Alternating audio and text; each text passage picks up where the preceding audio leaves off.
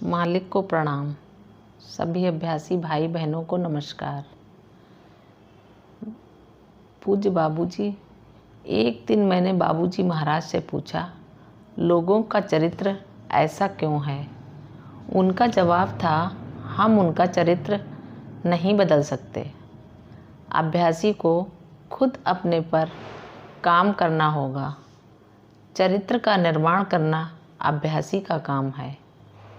उन्होंने आगे बताया, यदि अभ्यासी हमारे साथ सहयोग करें तो लाला जी की प्राणहुति शक्ति से हम उनमें बदलाव ला सकते हैं।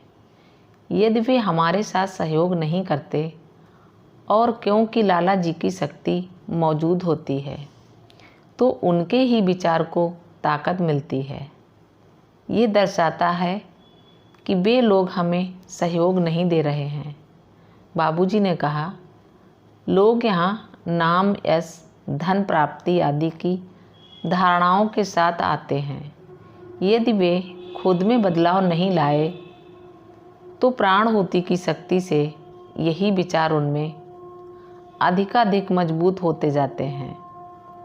हालांकि लाला जी की शक्ति से हम उनमें आंतरिक बदलाव लाते हैं, लेकिन अपने व्यवहार में ज़रूरी बदलाव उन्हें ही लाने होंगे।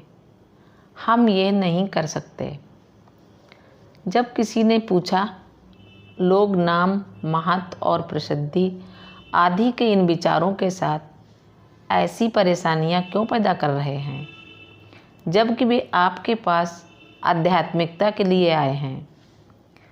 तब बाबूजी ने जवाब दिया, सारे लोग एक जैसे होते हैं। हमारे पास आने से पहले ही उनके मन में ये धारणाएं होती हैं। हम तो सिर्फ उनका स्वागत करते हैं, क्योंकि इन सब के बावजूद हमें उनकी सेवा करने का मौका मिल रहा है। अब उनमें आंतरिक बदलाव लाना हम पर है। यदि वे हमारे साथ सहयोग करें तो हमारे मालिक की ताकत से उनकी गलत धारणाओं और बिन जरूरी विचारों की सफाई कर हम उनमें अंदर से बदलाव ला सकते हैं। बाबूजी ने जिस सहयोग की बात की थी उसका गहन अर्थ है, इसे समझने में मुझे सालों लग गए। इसका मतलब है कि हमें खुद को बदलने की इच्छा होनी चाहिए और मालिक द्वारा प्रदान की गई आंतरिक स्थिति को हमारे बाहरी व्यवहार से समायोजित करने तथा ढालने का हमें प्रयास करना चाहिए। अब मुझे समझ में आ रहा है कि 50-60 साल की उम्र के लोगों को हालत से तालमेल बिठाने में क्यों मुश्किल होती है। अपने पूरे जीवन में उन्होंने अपनी सोच को एक निर्धारित ढर्रे में और विचारों को ऐसी मजबूत आदतों में बना लिया है कि उनके लिए बदलाव लाना मुश्किल हो जाता है। अब जाकर मुझे धीरे धीरे समझ में आ रहा है कि सहज मार्ग की शिक्षा कम उम्र में शुरू करना आध्यात्मिक के लिए बेहतर होता है। उस समय प्रवृत्तियाँ मजबूत नहीं होती, आदतें अभी तक नहीं बनी होती और इस उम्र में आदर्शवाद की चिंगारी दिल में होती है। इसलिए मालिक जो आंतरिक बदलाव लाते हैं उसके अनुरूप बाहरी बदलाव लाना आसान हो जाता है।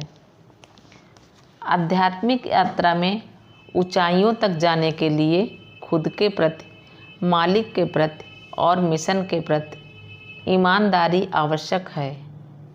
एक अभ्यासी को अपनी मौजूदा हालत से ऊपर उठने के लिए हमेशा संघर्ष करना पड़ता है।